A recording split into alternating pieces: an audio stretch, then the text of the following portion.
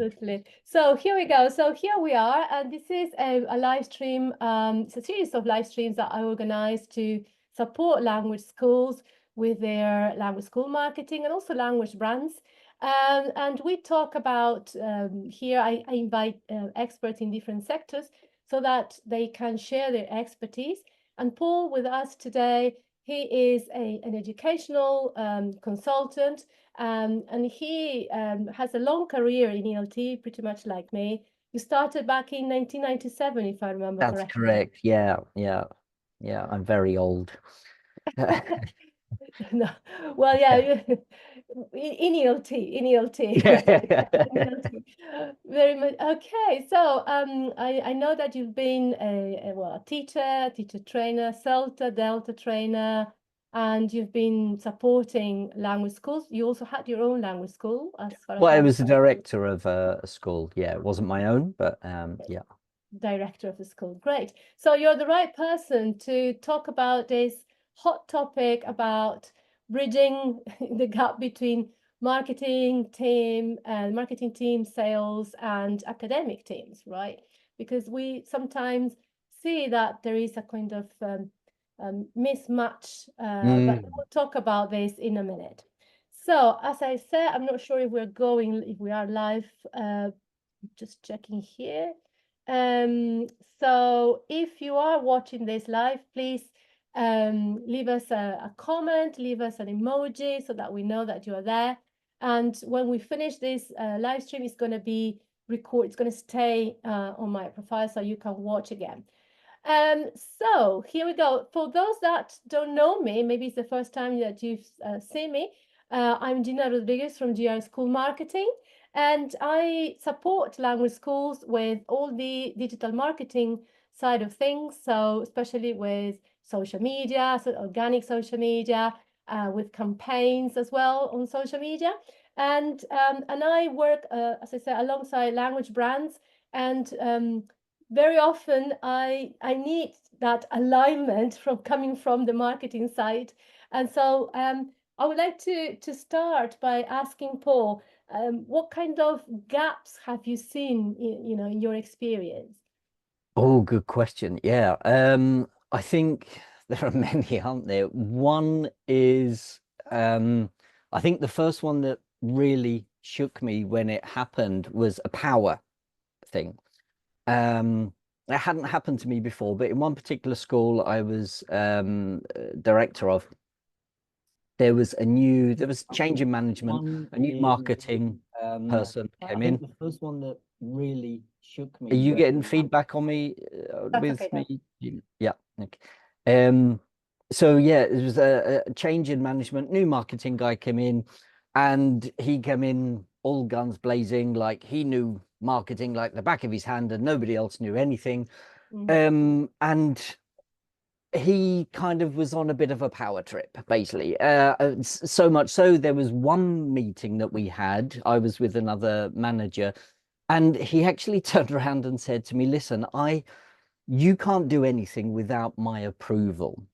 You can't even go to the bathroom without asking me for permission." Those were his words. Oh God. And I said, right, okay, so marketing is in charge. I do nothing, and I'm just so that evidently showed me there's a mindset gap here. There's like, who's in charge? Well, nobody's in charge. We're all in this together. It's a team, so but then the flip side to that, within the same organization, before the changes I've just mentioned, it was the marketing manager at that time who actually came up and said, "Listen, I want to hear from you.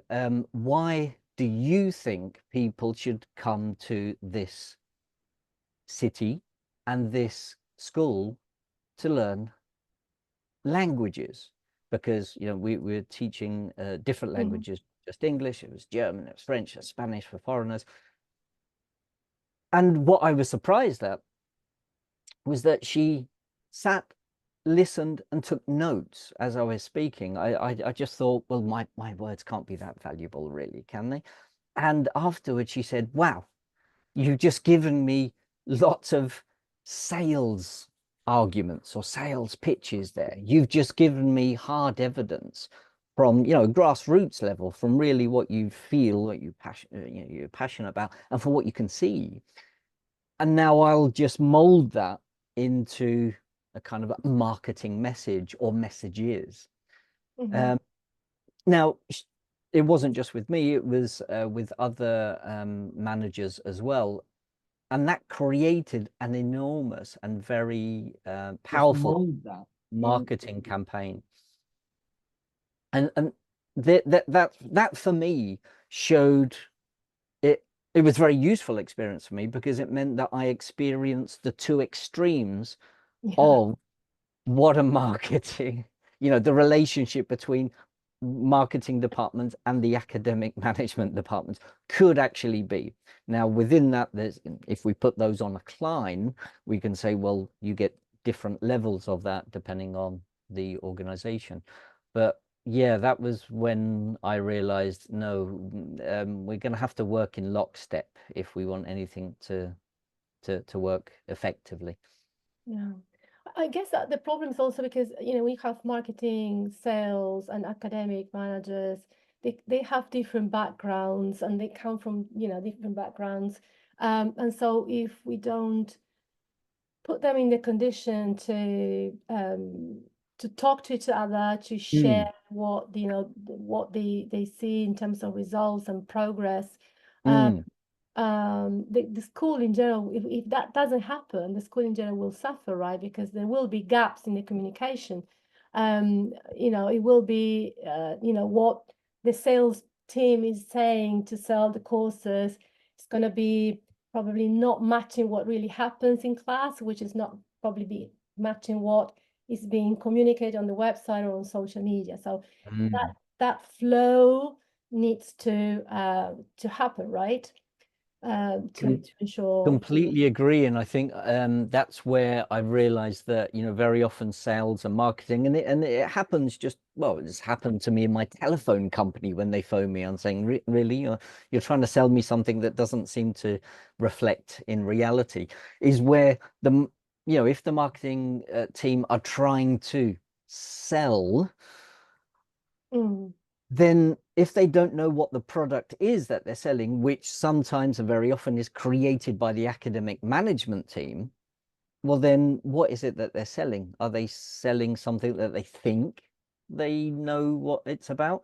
And then vice versa.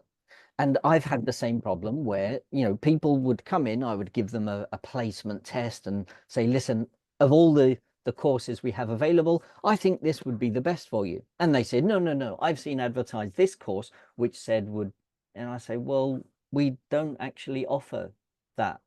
The way you've perceived it, Yeah. it doesn't really exist. Now that what is that saying? That's saying, well, maybe I should be talking to marketing, and marketing should be talking to me.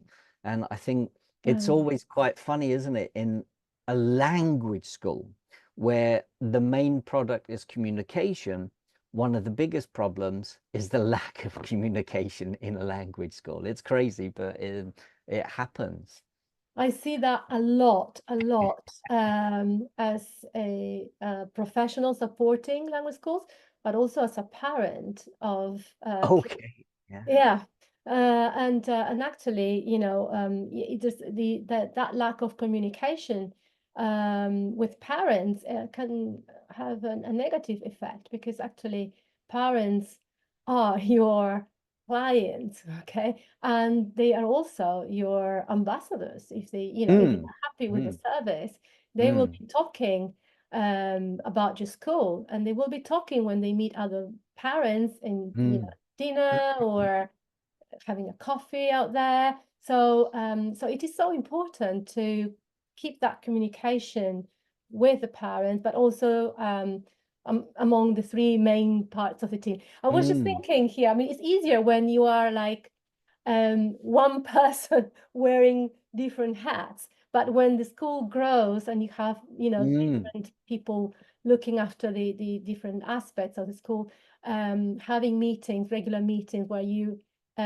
you know, share the information, that, you know, salespeople understand exactly what is done in class, what's the methodology, the size of the group, you know, why they're doing this, what they're also sharing the feedback that they had from parents, from students, even what, you know, marketing, sharing what they have seen on as comments in reviews. And that's so powerful, because it also allows, we're thinking here towards marketing and sales, but we have to, as you said, we have to think also, if they know, if marketing and sales have seen certain reviews or seen objections, whatever, that needs to be filtered down, passed down to, you know, passed back to academic managers, so that they can adjust and tweak, you know, what needs to be done. Sometimes it can be an opportunity, you know, as well. No, I completely agree. And I think that's where there has to be a constant communication. So, I mean, my first point of call, and what I do, and I know you do this as well a lot, Gina, is to map the experience, map the journey. So if we were to map the journey and look at the touch points where marketing teams and academic management teams should overlap, well, let's have a look at the first touch point. Well, it's the very first meeting. And in that very first meeting, I always ask the marketing team, can you tell me what you think I do? And I'm going to tell you what I think you do and what you're doing. I love that. I can imagine that happening in a team meeting at school. Yeah. And then that's a bit of an eye opener. Now, this is all done in honesty, transparency, and, you know, in order to be productive and effective, and sort of shake off those, I don't know, that kind of feeling that I can't say X or Y. No, let's just be honest and open, in order to move forward. Once we know what we think the other person is thinking of us, then the next step is train. So it's first of all tell, then train. Right. So marketing think that this is what I do, which is about 5% of what I do. Right, guys, well done, brilliant. Now come with me. You're going to spend the next hour and a half with me, and I'm going to train you very, very briefly, but give you an idea of exactly what I do. And then you're going to do the same with me. Now, that may not be just in a 90-minute session. It may be over various meetings. So I'm shadowing the marketing team, and they're shadowing me. Now, what is this doing? This is actually helping them really get to know the products from the inside, how they're created, what they're able to do. That's such an important aspect. Yeah, you've just reminded me of the situation I had last year. So I was supporting, this is a language brand, they have a digital product for language teaching, and I was supporting their marketing, who was just starting, right? And I realized that he didn't know the product quite well, that he hadn't really tested the product from all aspects. Yeah. And so of course, without having tested the product, how could he, you know, communicate and plan the campaigns about the product? So yeah, so now, sorry, I interrupted you, but you know, that was, I was like, how come? And maybe you take for granted, but this is something that shouldn't be taken for granted, I would say. You know, so make sure that the marketing person, if it is an external person, new in the team or whatever, that they, as you say, you know, just go and have a feeling of the school, of the place, of the course, talk to everyone, and even look at the material that is used, everything, so that they have a complete experience. That was so important. Definitely.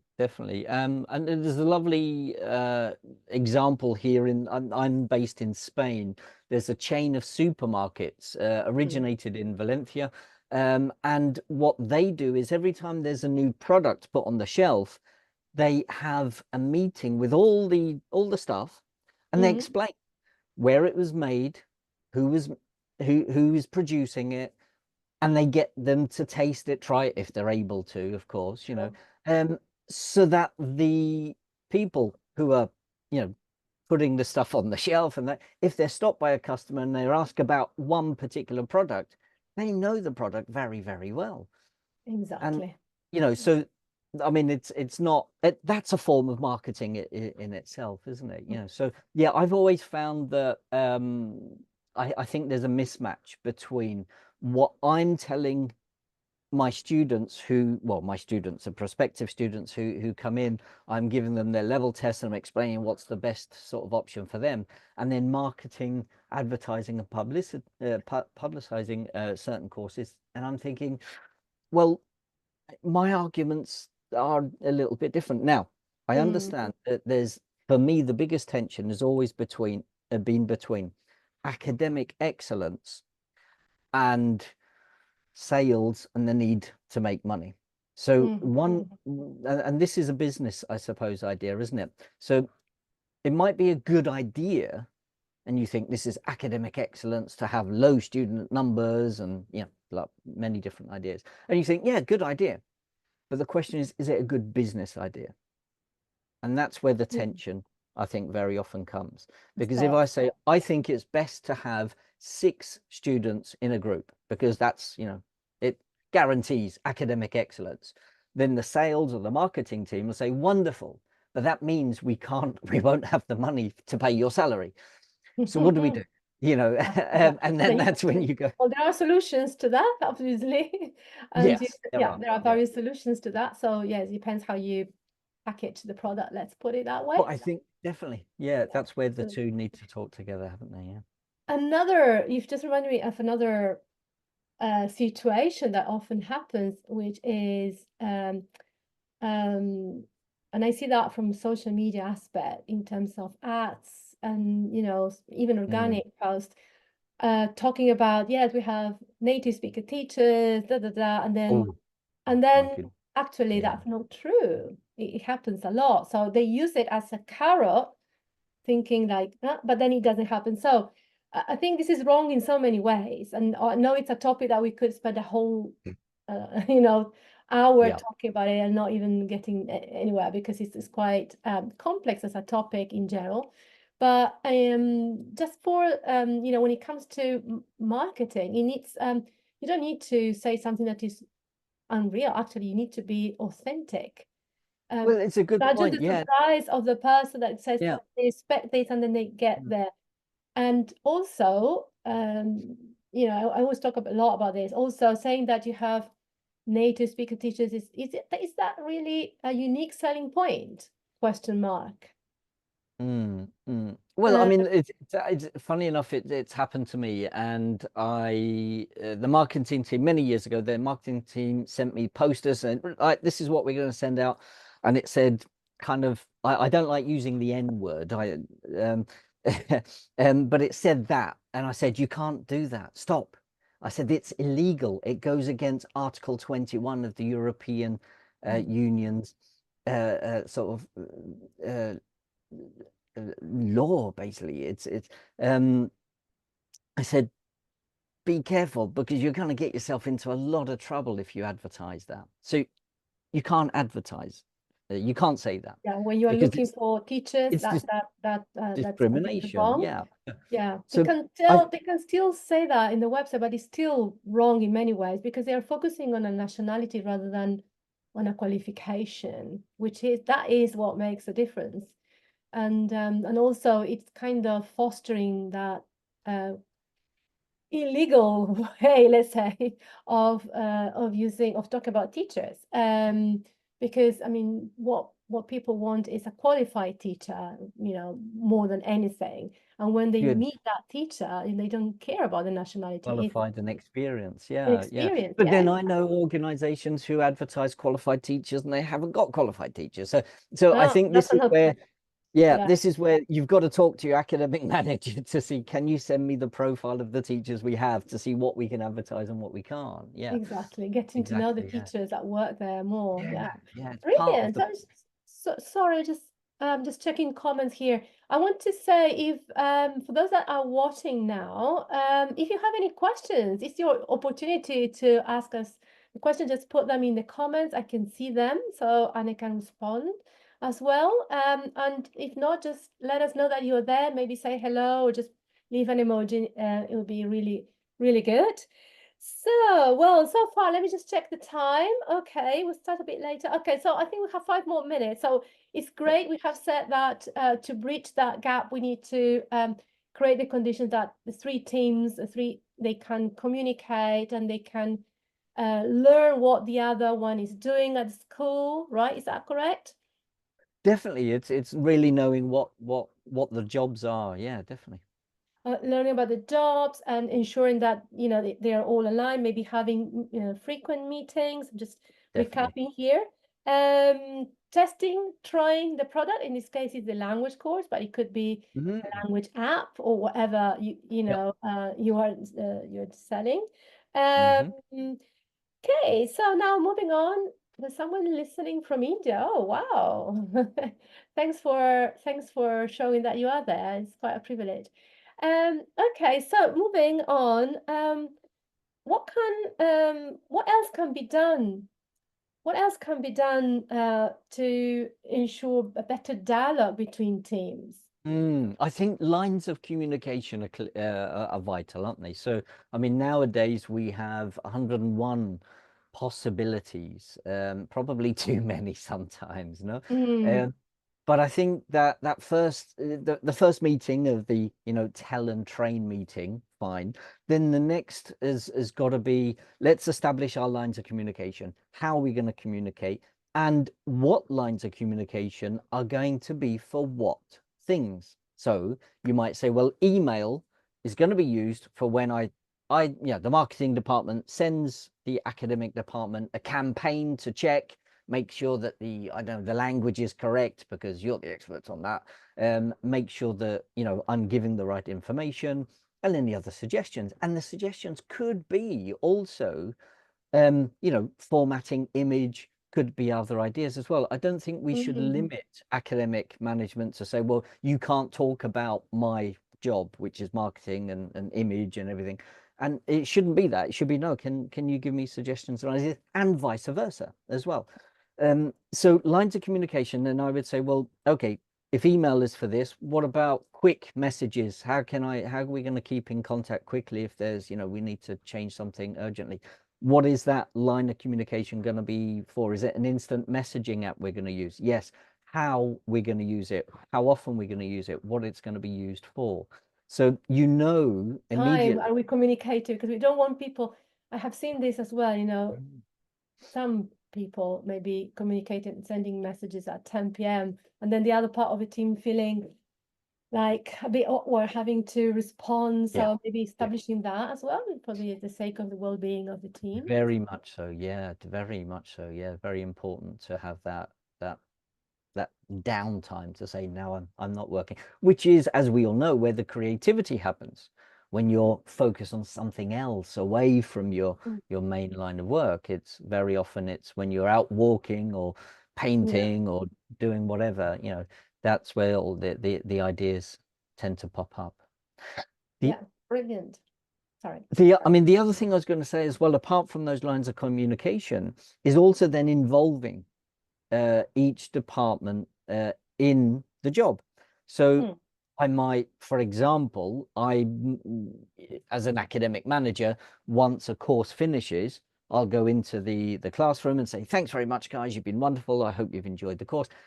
And possibly invite, and I should invite the marketing team or one person from the marketing team to come in and give out the certificates and talk about maybe what's next. What can Mm. you do after this course? Get the feedback from them there and then. So there's, we're working together, the same as if marketing hold a publicity event. Well, maybe as academic manager, I'm there as well to answer the academic questions, Yeah, yeah, possibly, yeah, or any other questions. Why can't I do part of their job and they do part of mine? Well, why not? That again comes back to the tell and train, get to know each other's jobs much better as well. And I yeah, think then brilliant. the Yeah. last thing is sharing, isn't it? You mentioned sharing feedback, sharing content, sharing stories about students. I mean, I remember having a Oh, student yes, that's who, so important. Yeah, isn't absolutely. it? Yeah. Yeah. Yeah. A student Sharing who stories was and in the Olympics or something, so you think, wow, let's share that. There you go. Yeah, no, and also because marketing needs those stories, and actually the people that are the first ones who hear those stories are the academic people. So Yes. that's another, that's another reason why they Mm. should be talking to each other. Just today, for example, I had a meeting with a client, and we were looking for a story. So, and then a wonderful story came up. I was like, wow, this is brilliant. We don't need like tons of stories, but we need good stories, and it's the academic team that will have those stories there for marketing and sales. Because when the salesperson is having this conversation, dealing with objections or with inquiry, whatever, if they have that up their sleeve, their stories, it's a lot better, easier for them to sell the course in this case. Definitely, definitely. Funny enough, it hit me just last week, exactly that. I was walking past the theatre in the city where I am here in the south of Spain, and on the poster was a student from the center that I used to work in, who has now, I knew he was practicing to be a magician, and he was given a performance. He's there up on this big poster, and I think, oh my goodness, there's Pablo. Pablo is up there. I taught him and helped him learn his English, and look at it. I mean, that has got to be that's wonderful content. Yeah. So look where our students are going, look what our students are doing. And celebrate those stories, as you say. Yes, absolutely. Yeah. And this is very much actually, I mean, if they are your students or if they are past students. So funnily enough, that was the topic of my presentation in a recent marketing conference in the UK, talking about alumni and how to build up an alumni strategy for marketing. And that actually mentioned, what are they doing? What bridges, I mean, what doors in this case, did their English language learning open to them, and where are they now? What, and then I showed the example of a student that had been to school in London, and then she went back to Brazil, and she's a TV reporter, and and sharing her story about how where she is now, where she was, and where she is now. And for example, another story is from another school where the student did an international exam quite early on, thanks to their help, and then she managed to do a career in English here in Italy, study medicine in English, and then she managed to get, well, first she got in there because she had extra credit because of that certificate that she got, which was C2 level, and then she managed to get a job in a foreign country, of course, thanks to all of that. So you see also wonderful. the the effect as well, and those are amazing stories to share, isn't it? Yeah, and to celebrate, and to feel that, wow, I've been part of that. Exactly. No, it's a great feeling, isn't it? And I guess that's, as teachers, that's why we get into this. Exactly. And I think that's where the marketing people can come in and say, well, look, this has got to be celebrated. Come on, let's celebrate this. Yeah. But you know what? Sometimes, I mean, I think the academic team needs to be aware of what sales and marketing teams need, because it might be that they have these stories, but they don't realize, because they are not marketing and they're not, they're doing their own job. Yeah. It doesn't come from them to say, oh, look, that we've got a story. But if they are briefed, let's say, in regular meetings, they know that they need to be kind of have their radar on and be aware, and then share. And as you said, if you have established place where they will be communicating, and so they can share all of those wonderful stories that they know. It's a very, very interesting point, Gina. I remember this coming up in one of the meetings I had several years ago, and I said exactly that. I said, listen, the marketing team has asked me to ask you teachers for content, and so any ideas you got. And I remember the reaction, because I expected it, and it was, that's not our job. Our job is to teach. The marketing get paid for that, so that's their job. So you want us to do their job? If so, can we have part of their salary? I said, okay. So because I kind of anticipated this, I thought, okay, fine. No, I said, perfectly justified. However, do you think you have any role in marketing? They said, no, we're teachers. I said, okay, so when you walk into the room and you're dressed scruffily, you haven't combed your hair, you haven't brushed your teeth, maybe you haven't showered in about 3 days. Let's imagine that's not the case, I know, but let's imagine. What sort of impression are you giving the clients that you're teaching? Okay, yes, they're called students, but okay. So what impression you get? Do you think they're going to go away and talk positively about their experience inside that classroom? Okay. What about if you do or say something that's probably not aligned with their expectations or shouldn't be said or done?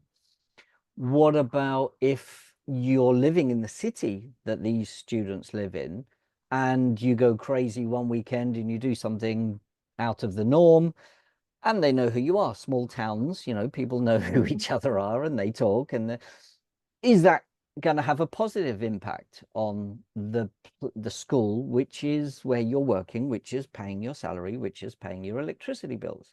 You know, is what sort of impact do you have? So I remember a previous manager of mine saying this, said teachers are selling constantly as soon as they walk in to the classroom. That's it. You're marketing, you're selling it, you're part of the product. You know, you're a large part of the product. Yeah, exactly. It's so true. I think this should be included in CELTA courses, by the way. Well, in partly it is because it is assessed as your professionalism and meeting student expectations is covered in both CELTA and Trinity TESOL courses. Yeah, definitely. And yeah, it's part of the assessment.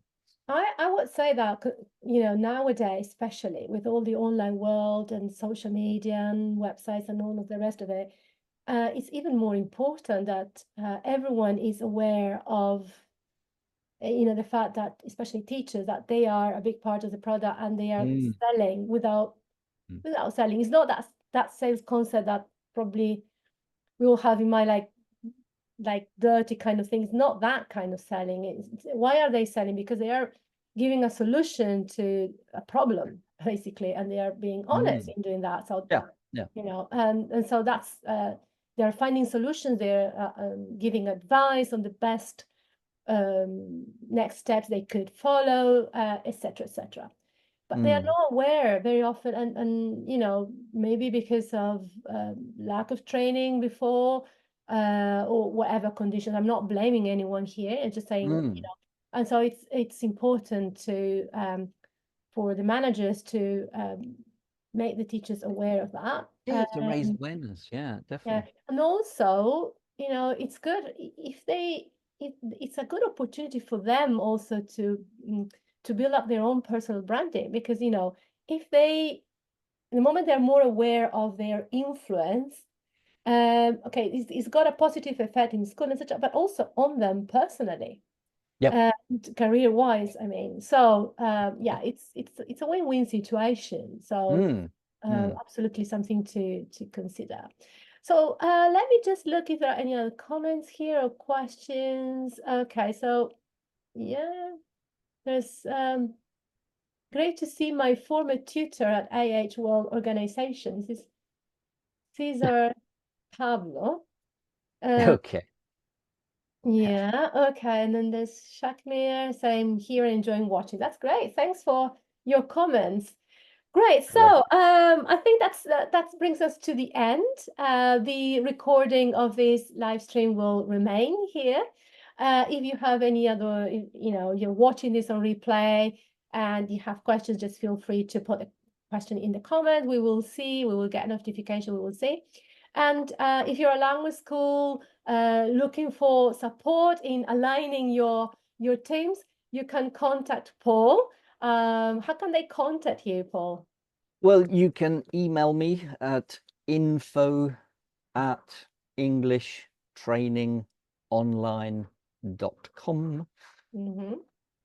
And you can also get in touch with Gina. She's the expert in marketing as well, who will be able to, I think, help you see lots more that I can probably help you with as well, especially as regards finding those stories that you were talking about The earlier. marketing, yeah, the marketing bit. Oh, thanks for Yeah. that.